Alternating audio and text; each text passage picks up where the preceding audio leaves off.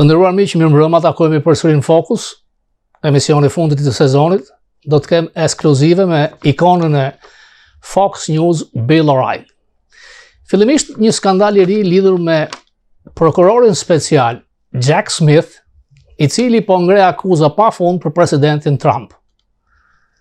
Për parantezë, Jack Smith ka qenë prokurori që ka çuar në Hag luftëtar të UÇK-s, presidentin Taçi, dhe tashmë është një ankesë e bërë nga ata që quhen whistleblower, drejtuar prokurorit të përgjithshëm amerikan dhe ka kaluar te inspektori i përgjithshëm. Është një material me 118 faqe si pa di, me dëshmi edhe nga 4 shqiptar, ndërta Milaim Zeka, duke akuzuar prokurorin Jack Smith që ka përfituar rushfet me miliona dollar, duke dërguar njerëz të tij në Jugosllavi, dhe madje akuzat janë që janë kërkuar deri në 100 milion dollar. Ka përfituar 7 deri në 9 milion dollar, pagesat janë bërë me Bitcoin. Më të plot do të kem një material në fund të emisionit, por ndër akuzat dhe dëshmit me oath nga Zeka, ka një takim ku ka qenë Agroneza, Zega, pronari i Sigalit dhe me Ganigal. Ka një ndërlidhje, ka një përplasje me Nezën dhe flitet për shuma të mëdha, sidomos me lider politik të Kosovës. Ju a thash javës tjetër që çështja me Ganigal përfundoi në New York, ku nuk kishte lidhje në Shqipërinë. Sentenca do të jepet në shkurt, në 16 shkurt në Washington DC, ku ai ka pranuar vetëm një akuzë. Ajo që ju thash javën e kaluar, shka sjell interes dhe unë, mbas informacionet që kam pasur nga gazetari i Mother Jones Friedman, me Ganigal ka pasur një takim 7 orë me krerët e 7 agjencive kryesore të inteligjencës amerikane, kur CIA, Inteligjenca Ushtrisë, Energjisë, Këshilli i Sigurisë Kombëtare, dhe është folur me detaje për bashkëpunimin e tij pikërisht me shtetin Amerikan. Nuk e dim a ka pasur në këto biseda shqyrtym për çështjen në Shqipëri, për kryeministrin ton, por duket që ftoja e amerikanëve nga Ramës ka nisur me kohë. Fillimisht me Bill O'Reilly në madh të Fox News.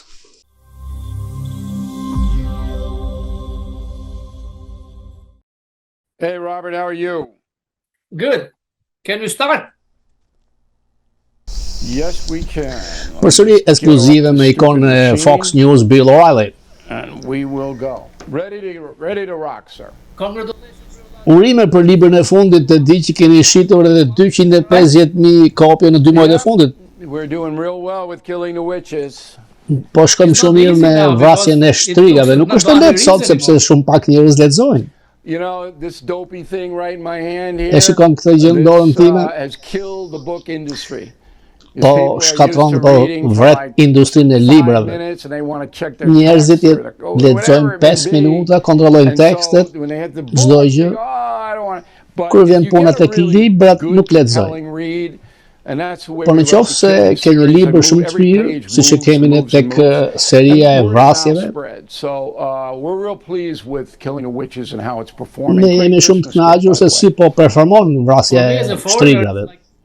Për mua si huaj është një histori që ne nuk e kemi ditur. Diçka e re për ne. Po duket që kjo gjuhët e shtrigave po vazhdon në Amerikën media. Nuk jam i sigurt se sa është kjo në Evropë. Po këtu në Amerikë, media ka vlerësuar shumë, ka ngritur akuzat si të vërteta. Kjo ka ndodhur në Salem në 1692, Massachusetts. Një 12 vjeçare tregon me gishtë, shikon atë ajo shtrig të liga djallit dhe kërkon të mbëdhe mua të firmos librin e djallit. Dhe pas kësaj litarin qabën dhe ato e varën. Pa proces gjyqësor. Kjo po ndodh sot në Amerikë. Nuk ka vend të sigurt në këtë vend. Bëjnë akuzë, një avokat ngren një akuzë dhe bërë pëfton. Dhe media e pranon këtë. in Albania or other European countries, but it's Nuk terrible. e di kjo ndodh në Shqipëri. Vendet janë gjitha njësoj. A mendon se viti 2024 është një vit i rëndësishëm midis tradicionalistëve dhe wokistëve? A shikon rrezik për në vitin 2024? Viti që vjen do të jetë viti më i rëndësishëm në historinë e këtij vendi. Realisht është një situatë jetësore. Më vjen mirë që dëgjojnë dhe gjithë duhet ta dinë se mediat e korporatave në këtë vend janë shumë të korruptuara. Korrupsioni më i lartë se kur. Dhe kjo lloj media nuk do t'ju thotë kurrë të vërtetën. The highest corruption level ever is not going to tell you the truth about what's happening. Yeah, so what we have, and this binds us all together, all free, loving, Ne jemi njerëz is bashkë, we have a po lot ka of shumë menace in the world. So you know that. të shëkeqësi. Putin Kemi right around your Putinin, corner. kemi You got Kinën, China, which që do të zgjerohet me ndikimin komunist. Keni Iranin, një shtet terrorist, do të vrasë gjithkënd. Dhe këtu kemi një president dobët. Put forth one solution to anything. You just open the border, and now 10 million people, migrants, are here, and it's costing this country more than $1 trillion in the end. You know, don't give me any of this. This is just ridiculous. It's absurd. All right. Again, this is another example of just running wild.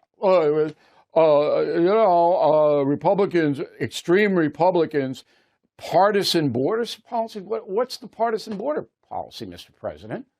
What? That you don't want 10 million people unaccounted for here? Okay, you don't know where they are or what they're doing? That's an extreme border policy? You want to stop that? This is so far out of control, I hope you're getting my frustration. The Biden administration is going to go down in history as the second worst ever. And it just keeps piling on. Joe Biden. Nuk është i Not a fortë. tough guy. Kështu që So, the ata që janë me djallin mund të fitojnë. You know, Putin in Si Ukraine. Putin në Ukrainë, ju po shikoni këtë. Dobësia këtu vazhdon, në qoftë se vazhdon mbas zgjedhjeve të nëndorit në Amerikë, e gjithë bota është në rrezik të madh. FBI akuzohet se është kthyer në një armë politike. Dhe natyrisht që përgjegjësia bie mbi Christopher Wray, drejtorin e FBI-t, edhe pse republikan i emëruar nga Trump. Çfarë do të më thoshte Bill O'Reilly lidhur me këtë figurë? Sipas tij ai nuk na mbron ne në Shtetet Amerikanë, por mendon vetëm për veten e tij, për limuzinat, për jetën e luksit dhe ajo që ka krijuar shumë probleme, ka futur infiltruar njerëz të FBI-t të kishat katolike amerikane, duke i konsideruar si terroristë të brendshëm. Të dëgjojmë O'Reilly. Drejtori i FBI-t Ray është një karagjoz. Nuk po e them me mungesë respekti, në fakt ashtu është. Ray interesohet vetëm tek Ray, nuk më mbron mua dhe ty. Pse ndodh kjo? E gjithë se arsyeja kryesore është kufiri i hapur i Igor. Ray kur nuk e ka kritikuar kufirin e hapur. Ai nuk do ta kritikoj kur Biden. Çfarë do që të bëj Biden? Ai do të maj punën e vet. Limuzinën private, luksin. Pra e dini.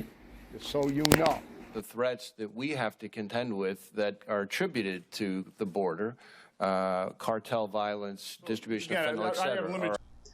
Departamenti i Shtetit duket se po mbështet më shumë ish komunistët në vendet ish komuniste, a është kjo e drejtë? Ata kanë mbështetur krahun e majt, asnjëherë nacionalistët ose partitë të qendrave djatha, kjo me departamentin e Shtetit. Është një filozofi. Kur Bush ishte president dhe ndodhi 11 shtatori, ata thanë ne do të shkatrojmë Al-Qaeda. Dhe e shkatruan. Por gjatë këtij procesi ndodhen gjëra të këqija ndaj ne, për shembull lufta ndaj Irak nuk ishte sukses, edhe në Afganistan mix, por ne shkatruam Al-Qaeda.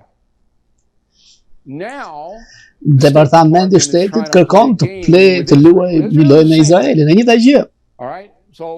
Vjen Hamasi, vret njerëzit dhe tani e majta progresive në Amerikë, po sidomos në Londër ku është qendra, thonë që Izraeli nuk ka asnjë drejtë që të luftojë, të vrasë Hamasin, dhe duam marrë pushim, duam që të lëmë të bëjmë përsëri. Kjo është diçka e tmerrshme. Në vend se të dënojmë, Biden dhe Departamenti i Shtetit luajnë këtë lojë. Çka është rrezikshme për të gjithë planetin.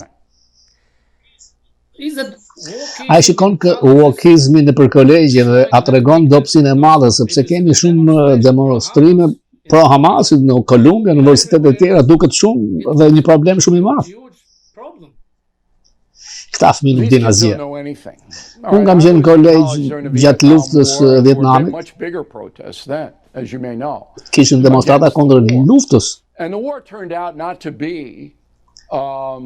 nuk ishte, sepse lufta nuk ishte gjë më mirë për Amerikën. Sepse qeveria aty ishte shumë i korruptuar.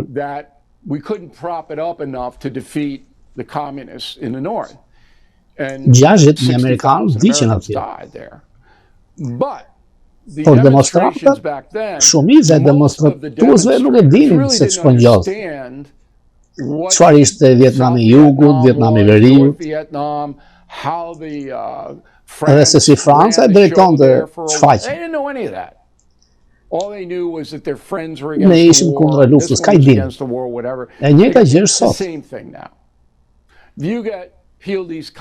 Edhe në Harvard, shkolla ime, MIT, kudo, mund të pyesësh se kur ka filluar Izraeli, kur ka shkruar, ata nuk e dinë se kuptojnë fare. Nuk e dinë. Është si lloj tufe që duket e modës.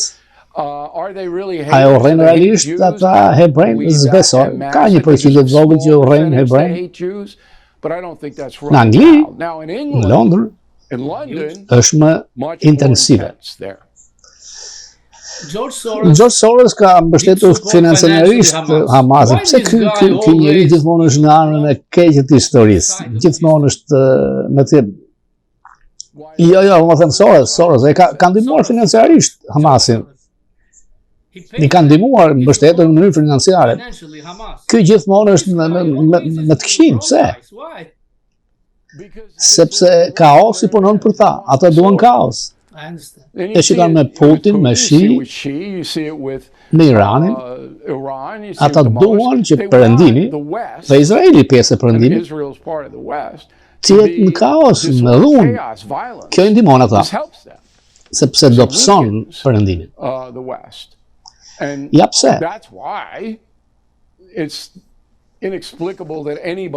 Ndaj nuk duhet mbështetur Hamas. Mund ta kesh lexuar vrasjeve. Jetojnë njerëz djallësor dhe i mbështesti. Ja. Biden e shkapur në diçka midis, ai nuk di, ka shumë Barbara Style, Konservatorizmit, që fut dhe ju shikoj çdo natë të mbështesin financiarisht, nga ana tjetër ai kërkon të ndalojë Netanyahu, nuk po e mbështet. E shikon që ai do të dëmtohet të zgjedhjet për këtë qendrim. Nuk e di se do të shkojë deri në Falenderoj që shikon në emisionin tim. Netanyahu nuk është popullor në Amerikë. Arsyeja, sepse ai është një njeri i fortë, jo tek shumë me muskuj. Autoritarian. E majta nuk e do atë. Por Netanyahu po drejton shfaqjen atje. Biden i protet Trump nuk e do shumë Netanyahu. Po ata duhet të bëjnë biznes me të dhe po bëjnë. Amerika po mbështet Izraelin. Po ndërkohë, qifutët amerikanë që kanë mbështetur Izraelin po financojnë totalisht fushatën e Bidenit, janë para qifutë hebrej për Biden, tek thesari i fushatës. So on the one hand, Nga ana tjetër ka progresivi i majt e urren Izraelin, nga ana tjetër e mbështetjen e para Biden. Dhe ai është midis bazës progresive dhe mogulit e Hollywoodit që fryn thesarin e financave të tij. Fascinating story. Network, por i japin emra ndaj Trumpit, dikush e quan Hitler, diktator, fundi i demokracisë, fundi i botës. Nuk shikojnë do psin tek Biden, për mua ta them si huaj, na duhet një Amerikë e fortë. Media e korporatave e urren Trumpin. Nuk kanë ndershmëri ndaj tij. Strategjia e fushatës është të tregoj votuesve, në qoftë se votoni për Trump, ai do të jetë një fashist, diktator, Adolf, nazist. Kjo është fushata e tyre. He wants to be provocative all the time. And that's all you heard this morning on the morning programs was Hannity saying you would never abuse Tha se do të jenë diktator, Trump e bëri me qëllim atë lloj deklarate. Ai gjithmonë kërkon të jetë provokues. Hannity e ka pyetur nëse do të keqpërdor pushtetin dhe Trump tha se do ta bëj vetëm në ditën e parë si president. Ajo që Trump donte të thoshte ishte se ai do të nxirrte urdhra ekzekutiv të mbyllte kufirin dhe të ndalonte ato ligjndalimet e Bidenit për çmimin e naftës. Që në ditën e parë, ashtu siç bëri Biden që në ditën e parë, duke anuluar gjithë rregullat e Trumpit. Biden erdhi dhe që në ditën e parë hapi kufirin. Ejani në Amerikë, gjithkush që dëshiron të vi.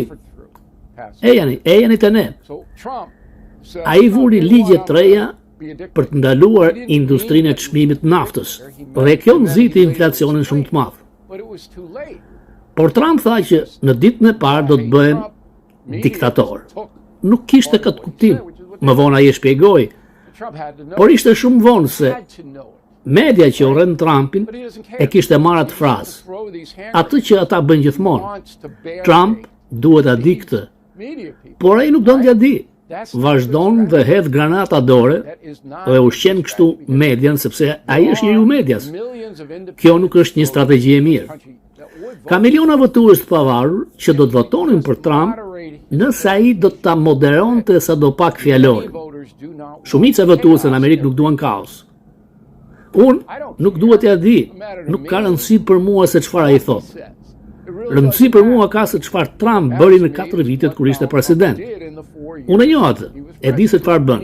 Ai ka kënaqësi të granata, por kjo nuk e ndihmon. I wrote the United States of Trump. I know what he does. He just throws the grenades.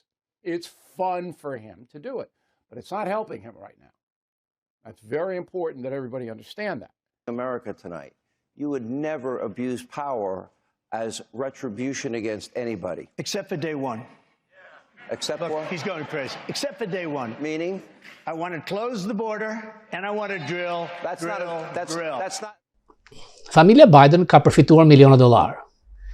I vllai Jill nuk është paraqitur në Kongres ku duhet dëshmonte me odh, si dhe i biri. Dhe Bill O'Reilly jep mendimin e tij. The lawyer's Paul should know, and I'm sure he does, that Steve Bannon was sentenced to 4 months in prison for refusing to comply with a congressional subpoena. Navarro, gjithashtu një nga këshilltarët e Trumpit, po pret sentencën të dënohet. Pra, kjo do të ndodhë dhe me vllajën e Bidenit, i cili nuk vajti të dëshmonte në Kongres. Kur e thritën të dëshmonte njësoj si gjykat, duhet shkonte. Ai duhet shkojë atje. Dhe ai do të akuzohet. Dhe edhe Hunter Biden ku paraqit, dhe ai nuk do të paraqitet përsëri. Dhe ai duhet burgoset. Bideni të shkojë, Hunter gjithë Biden burg. Në qoftë se kjo nuk ndodhë, nuk e di se ç'po gjet më shumë. I don't know, boy. Ne mësojmë se Hunter Biden ka marrë $5 milion nga dikush, Mars, ja ky, një nga njerëzit e Hollywoodit i ka dhënë $5 milion dhe askush nuk e di që pse ja ka dhënë. Në SBA, në qoftë se ti merr një dhuratë cash, më shumë se $17,000, ti duhet paguash taksat. You have to pay tax on it. Okay? That's it. Falas mund të marrësh vetëm $17,000 $17,000, kush do të jetë babai, mamaja, në shok, deri në $17,000 kesh nuk paguan taks. 5 milion? Nuk paguash taksat. Hunter ka paguar 0 taks. Dhe askush nuk ka ngritur akuzë ndaj tij për këtë. Si ka ndodhur kjo? Jemi kthyer në Republikë Bananësh. Jemi Venezuela. E korruptuar dhe nuk ka dy anë këtë ngjarje. Ana e Biden e thotë që ishte borxh, huha. $5 milion huha. Kevin Mars i ka dhënë uha pra $5 milion Hunter Biden për çfarë? $5 million to Hunter Biden. Për kokainë apo për prostituta? Cocaine? Hookers? Because they can't run on issues because nuk bëjnë fushat për çështje për zgjidhje, se ka shumë probleme këtu në Amerikë dhe Biden nuk ka zgjedhur asgjë. Mund të shkojë dhe bëjnë më keq. Trumpi qeverisi shumë mirë. Le të shikojmë se çfarë bëri. Hiqni atë çfaqjen që ai ka si shumë, ai e drejtoi vendin në eficiente. Nuk pati probleme me Putin, me Hamasin. Border was closed. Kufiri që mbyllur. E vetë në mënyrë që demokratët fitojnë, ta bëjnë Trumpin djallë. Are you still thinking that Biden is not running for president? Ende vazhdoni që Biden nuk do të kandidojë, sepse e keni thënë disa herë. Nuk besoj se ai do të jetë kandidat. Mund të jem gabim. Po pollët po shkojnë poshtë shumë shpejt. Skandali Hunter Bideni, miliona $, që hyn, nuk po largohet ky skandal. Thellë e thellë. Kemi Ukrainë, shpenzimet të shumë të mëdha që bën ai. Nuk e shikoj se si mund të jem gabim. Ai një ditë mund thotë për arsye shëndetësore nuk do të garoj. E kam thënë dikur me Shanset në Shqipëri që Biden dhe pse kush e ka thënë Bill O'Reilly dhe po e tha Bill O'Reilly. Më ndodhi. Po demokratët kanë asnjë kandidat tjetër që të dali të garoj. Që mund të jetë i Zoti që të fitojnë ndaj Trump. Partia Demokratike nuk e do Biden, e din që është i dobët. Po nuk kanë askënd të zhvillësojë. Ka një problem, kur isha në Evropë nuk kisha gjendje të hyje tek faqja jote në internet. Në Zvicër jo, në Austri po, në Shqipëri jo. Është një problem ky. Çfarë po bëjnë? Po bëjnë zhurmës ndaj faqes tënde? Djali im është në Oxford. E kanë bllokuar. Qeveria britanike e ka bllokuar faqen time. Programin tim. Disa vende e lejojnë. Por Britania ndalon. Nuk mund bëjnë një gjë. Po ka mënyra të ndryshme që ta gjë, nëse di të punosh në kompjuter. Unë mendova që Europa donte lirinë e shprehjes. Ai ishte i surprizuar gjithashtu sepse në Austri ishte ai zoti ty janë të faqen tuaj, në Zvicër jo.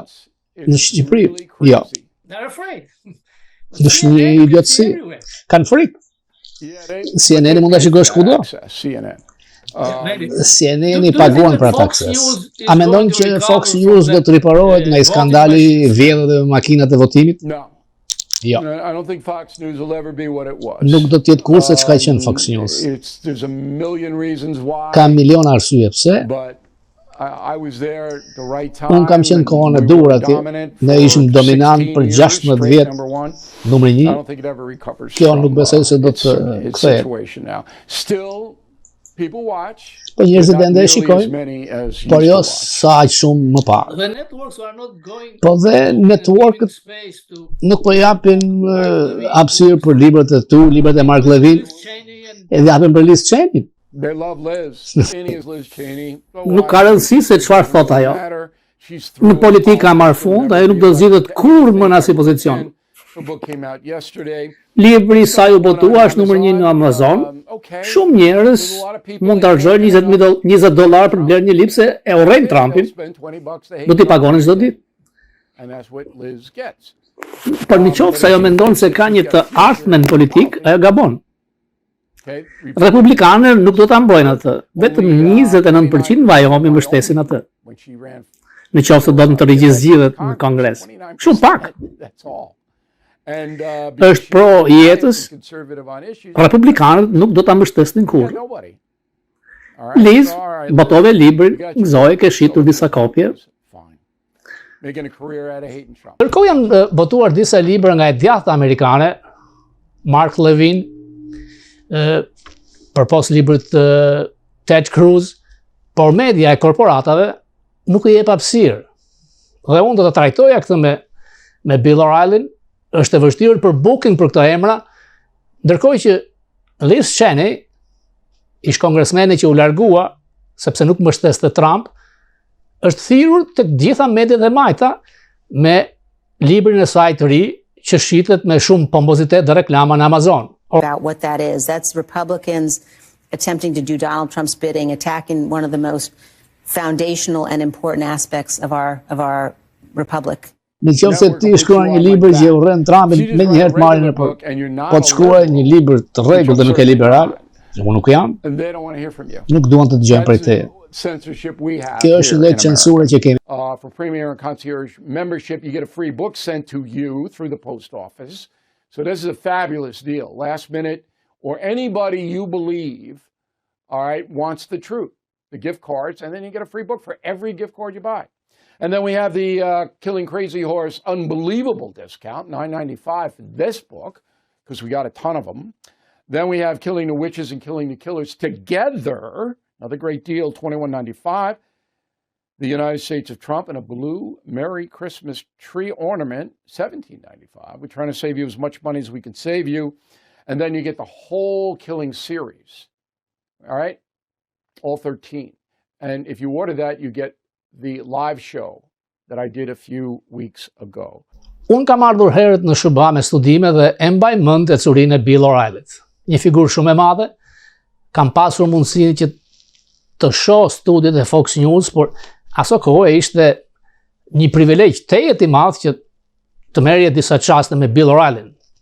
Jam me fat që kontaktoj shpesh dhe vlerësoj edhe një herë modestinë e tij, i cili gjen kohë edhe për një kanal shqiptar amerikan në New York, me respekt, duke përfituar dhe nga lidhjet përbashkëta, ai ka një mendim shumë pozitiv për shqiptarët, të cilët i njeh këtu në Manhasset, jo larg, dhe vazhdon të mbetet një ikon e konservatorizmit amerikan. Ka platformën e tij, mbi 1 milion subscriber, ka qenë 20 vjet në Fox News, 16 vjet numri 1 O'Reilly Factor, dhe ishte një kohë kur korporatat nuk lejonin klientët që të përdornin fjalën Merry Christmas. E ktheu Trump kur që e president, dhe O'Reilly ka filluar një fushat të madhe përmes emisionit të tij, sepse kishte 8 milion shikues, dhe i detyroi korporatat e mëdha që të thonin përsëri Merry Christmas. Nuk ishte e lehtë, por bojkoti, sidomos i djathtë amerikan, me ato kompani të cilat nuk thonin Merry Christmas, sollën këtë fitore të O'Reilly. Ai e kujton dhe thot për Fokus se çfarë ngjau. Në fillim të shekullit mora përsipër lëvizjen laike progresive që po përpiqet friksonte bizneset që të anullonin fjalën Merry Christmas, Krishtlindje. Disa dyqane në fakt urdhëruan punonjësit që të mos ua thonin fjalën klientëve.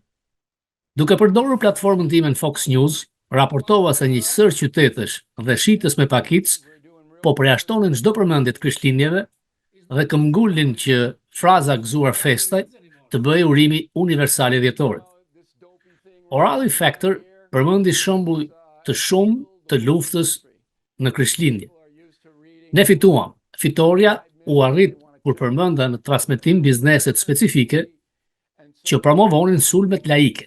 Pra, shumë blerës shmangën shkuarje në ato vende dhe shpejt flamur i bardhu valvit. Macy më pas miratoi një temë të sezonit të Krishtlindjeve që thoshte thjesht beso. Ishte efektive. Sot Amerika ka një problem në rritje, sepse shumë prej nesh besojnë atë që duam të besojmë. Të bindesh njerëzit për çdo gjë, po bëhet shumë e vështirë. Faktet po bëhen dytësore ndaj ndjenjave. Kjo është veçanërisht e vërtetë në politikë. Votuesit e magas besojnë se Donald Trump është një shpëtimtar dhe gjithçka tjetër nuk ka rëndësi për ta. Nga ana liberale, Joe Biden është një president i jashtëzakonshëm dhe kaq. Dikur argumentet bindëse do të konsideroheshin edhe nga kundërshtarët.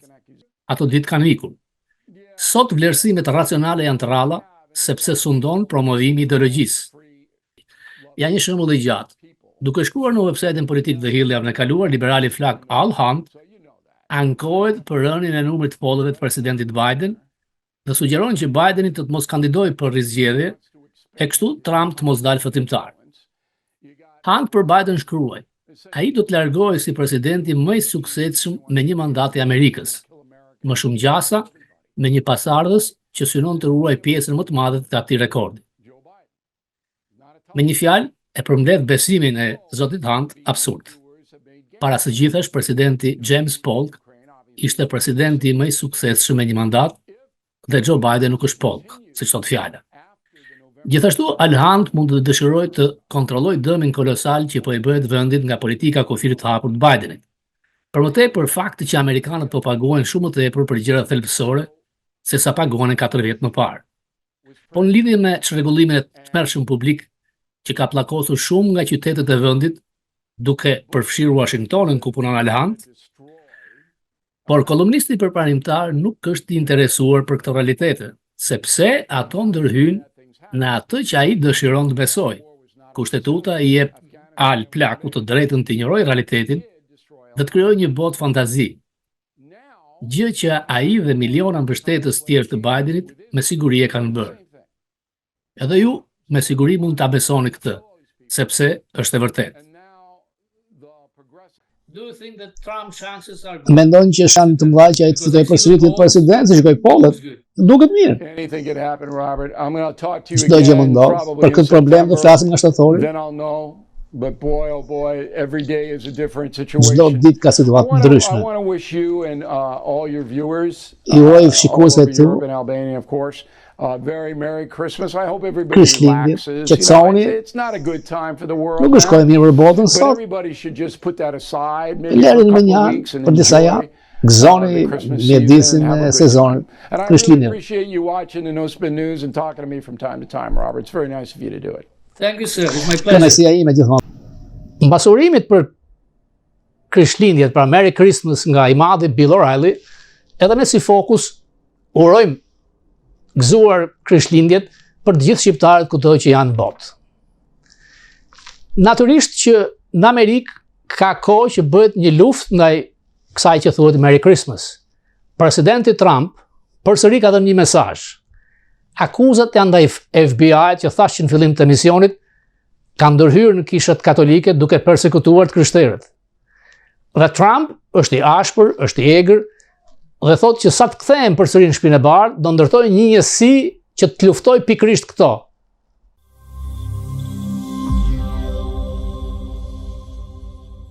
Nga lidhjet që kam me Bill O'Reilly, kam përfituar shumë kontakt.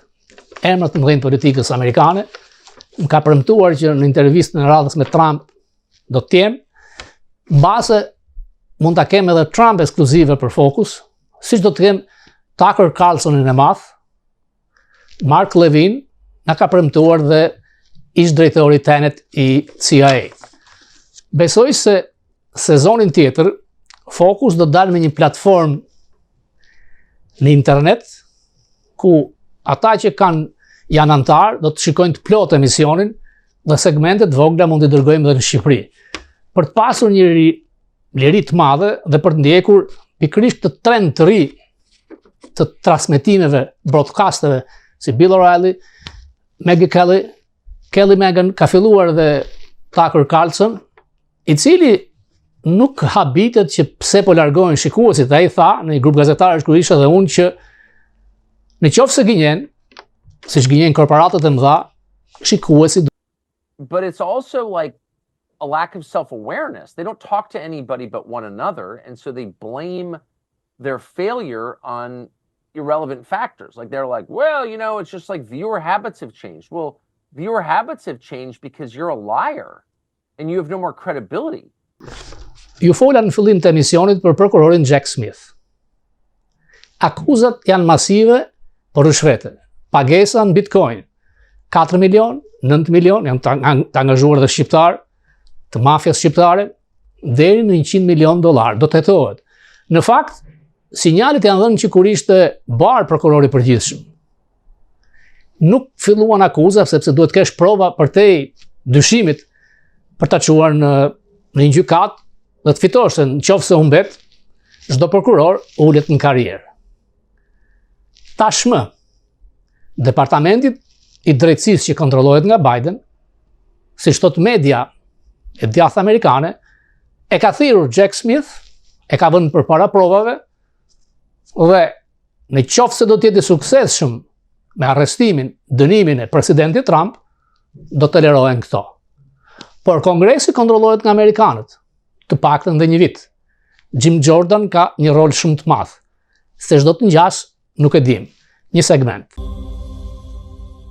Moynihan paraqiti një ankesë sinjalizuesi në zyrën e inspektorit përgjithshëm të Departamentit të Drejtësisë në 28 nëntor, duke pretenduar se Jack Smith, prokurori special që ndiqte Donald Trump, ishte i përfshirë në një skemë zhvatje ndërsa i punonte në gjykatën ndërkombëtare drejtësisë. Ankesa e Moynihan është një dinamit politik, sepse ofron prova rrethanore për të mbështetur besimin e Donald Trump se Jack Smith nuk është vetëm i motivuar politikisht, por dhe i korruptuar. Ekipi Trump me mençuri është përmbajtur nga grumbullimi i këtyre lajmeve në mënyrë që të shmang akuzat se kjo ishte një punë e goditur dhe e prodhuar. John Moynihan është një ish-punonjës i administratës zbatimit drogës, DEA. John është eksperti më i mirë në botë për pastrimin e parave dhe krimet financiare. Ai paraqet kredencialet në paragrafin e hapjes së ankesës. Ankesa përfshin deklarata nga 4 persona me lidhje me Kosovën, Milaim Zeka, Edlira Qefalia, Alit Sahitaj dhe Darko Perovic. Autori thotë se duhet përqendrohem veçanërisht në dëshminë e betuar të Alit Sahitaj, sepse ajo ofron rrëfimin në gjithë përfshirjen e makinacioneve të Jack Smith në gjykatën ndërkombëtare dhe ngre pyetje serioze për integritetin e gjykatës dhe gjykimeve të saj. Sahitaj, një shqiptar me origjinë jeton në Spanjë dhe është një biznesmen i pasur me kontakte në të gjithë Ballkanin dhe Rusinë. Sipas deklaratës së tij të betuar, Sahitaj thotë se mësoi për skemën e zhvatjes nga një njerëz që përdorte emrin Florian, i cili pretendonte se ishte një Amerikan që punonte për CIA. Emri i vërtet ishte Faik Imeri dhe ai figuron si belg dhe jo Amerikan në patentën e shoferit. Floriani kontaktoi për herë të parë me Sahitaj në vit 2022. Imeri nuk ishte thjesht një mashtrues që maskohej si punonjës i CIA-s. Ai kishte një marrëdhënie të drejtë për drejt me Jack Smith dhe ai e prezantoi Halitin me Jack Smith dhe sipas deklaratës ai e shtyu Halitin të bënte ofertën e prokurorisë të specializuar për të zhvatur para nga oligarkët rusë si dhe familjet dhe miqtë e Thachit në këmbim të dënimit më të butë. Konkretisht, Imeri e udhëzoi Halitin që të gjente oligarkë rusë që janë në listën e sanksioneve të SBA-s në mënyrë që të ofronin ndihmë për t'i hequr nga lista. Imeri e udhëzoi Halitin që të gjente oligarkët rusë që janë në listat e sanksioneve të SBA-s në mënyrë që t'ju ofronin thonjza ndihmë për t'i hequr nga lista, ose për ata oligarkë që nuk ishin në listë për t'i mbajtur jashtë. Haliti përshkruan në detaje 6 ndërveprime me Smith dhe Imerin gjatë 2 viteve. Prezantimi I parë I Halitit me Jack Smith është përmes një telefonate në qershorin 2020, pas ai mori detyrën nga Emeri për të zhvilluar një marrëdhënie me një biznesmen rus, Valeri Subotin. Gjatë kësaj bisede, Floriani ka marrë një telefonat. Ai e mbajti telefonin që unë ta shija dhe ekrani shkroi Jack Smith. Kishte një foto të peshores drejtësisë për fotografinë e kontaktit. Floriani u përgjigj dhe tha: "Përshëndetje zotëri, unë jam me njeriun ton të ri në Spanjë." Floriani e vuri telefonin në altopalan dhe një zë mashkull në anglisht të përsorsur tha: "Përshëndetje, jam mirë që ju njoh." E përfunduam takimin do ktheva në Spanjë. Në korik 2020, Meri I tha Halitit se Jack Smith donte ndihmën e tij në mbledhjen e provave që të përdoreshin kundër zyrtarëve të qeverisë shqiptare. Kam vazhduar kontaktet e përditshme me Florianin gjatë gjithë korikut. Një ditë Floriani më telefonoi dhe njoftoi se Jack Smith po përgatitet të arrestojë të gjithë njerëzit e lartë në qeverinë e Kosovës. Gjatë një bisede, Floriani më tha se Smith mendon se unë mund ta ndihmoja duke përgatitur për procedurat gjyqësore. Pranova. Në gusht I Meri kontakton Halitin dhe ngarkon atë të kontaktonte me 3 kriminal lufte në thonjza në Kosovë. I Meri tha se zyra Jack Smith do të nxirrte dosje për të 3 personat dhe se detyra e Halitit ishte t'i kontaktonte ata dhe të kërkonte rishfet. Haliti veproi sipas udhëzimeve dhe shkaktoi zemërimin e 3 objekteve. Për të fituar besimin e operacionit Smith, Halitit ju kërkua të dhuronte në thonjza më shumë se $400,000 për një fond të zi të përdorur nga zyra e prokurorit. 2-3 ditë më vonë Floriani telefonoi. Ai më tha se dikush donte të më falenderonte për dhurimin. Vuri në telefon dikë tjetër, I cili më falenderoi për këtë dhurim, $400,000. E njoha zërin se ishte prokurori Jack Smith, ndërsa patëm një bisedë në telefon në qershor 2020. Ai tha se Floriani do të ishte në kontakt me mua për operacionet e ardhshme.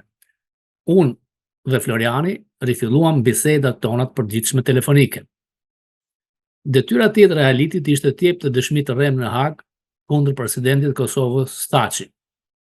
Floriani më pyeti nëse do të isha gati për 2 ose 3 orë.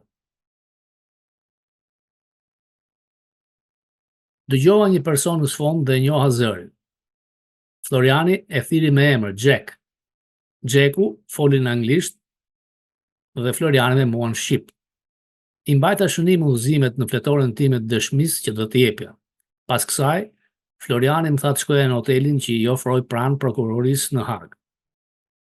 Deklarata e Halitit përshkruan në detaje dëshminë e tij të paraqitur në pyetje nga një për bashkëpunëtorëve të Jack Smith, David Harbach. Dhe Haliti e transmeton këtë bisedë. E pyeta që ku është prokurori, Smith dhe David tha, për momentin, Smith nuk është këtu, por unë jam informuar nga Jack se ju do të vini për këtë dëshmi.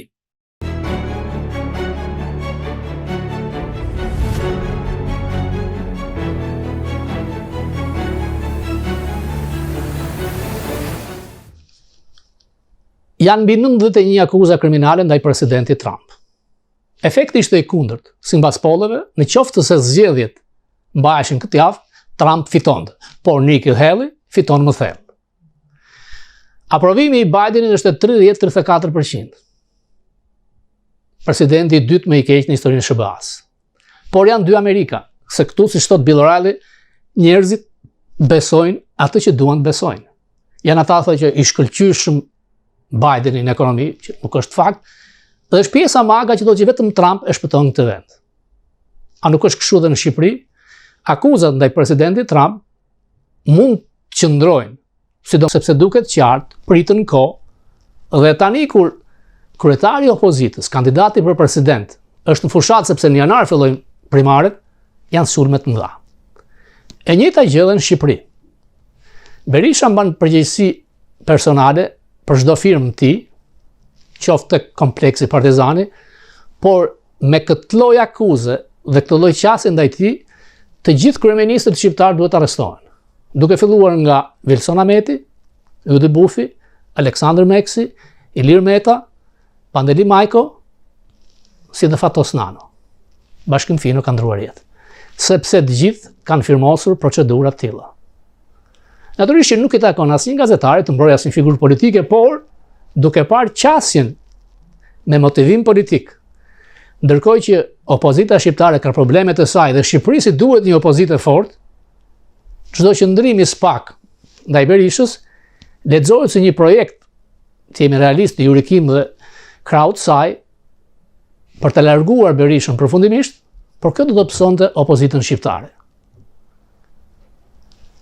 Pa u shpallur fajtor, çdo njeri prezumohet i pafajshëm. I tillë është dhe Berisha, a do të ndaloj dot arresti i shtëpisë të vazhdoj të jetë lideri i opozitës? Këtë pyetje bëjnë dhe amerikanët këtu. E ndalojnë do të akuzat? Qoftë edhe burgosja presidentin Trump, jo. Ambasadori Bolton ma ka thënë, jemi në ujëra të pa testuara kur, ai edhe nga burgu mund fitoj, madje edhe nga burgu mund drejtoj si president.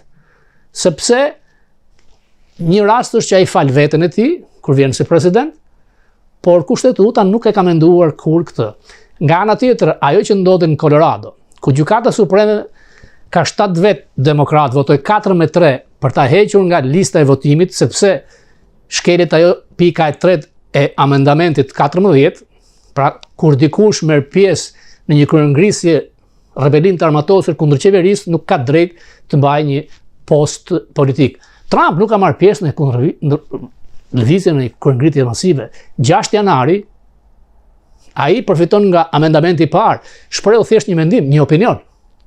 Nuk mori armë. Ndryshon shumë sepse amendamenti 14 është vënë për luftën civile, kur disa general të fortë të mëdhenj të jugut donin të zgjidheshin guvernator. Ndaj u bë.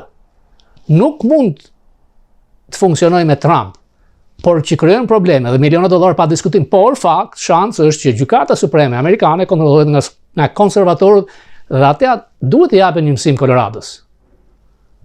Se ndryshe kaos në këtë kohë që bota ka nevojë për një president fort.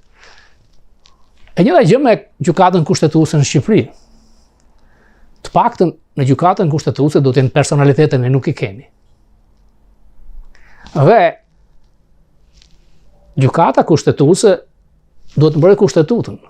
Është fakt që spaku është nxituar dhe në procedurë ka gabuar, sepse këtë mund ta kërkonte këtë mas që në fillim. Nuk e ndalon askush. Dhe tjetra që unë do të thoja, e kam thënë dhe herë tjetër, në Amerikë nuk ka imunitet askush. Kryetari i marrëdhënieve me jashtë në Senat u arrestuan nga FBI, u dërgua në gjykatë dhe gjykata dha vendimin që hetimi do të bëhet në gjendje të lirë. Ai dha dorëheqjen si kryetari i Komisionit Marrëdhënieve me jashtë, por vazhdon betejën e tij. Pra njerëz që nuk kanë rrezik për shoqërinë, nuk kapse të futen mas arresti. Ndërkohë që në Amerikë ndodh e kundërta me kriminalët, me vrasësit, sepse gjyqtarët e sponsorizuar nga Soros nuk duan që këta të dënohen. Ky është dënimi i madh që Soros po bën në Amerikë, pa diskutim po i kthyer në bumerang me protestat e mëdha anti-perëndimore, anti-Izrael, të sponsorizuara me miliona dollar nga Soros. Nga unë Robert Papa, natë e mirë, gëzuar Krishtlindjen dhe vitin e ri. Mirupafshim vitin tjetër.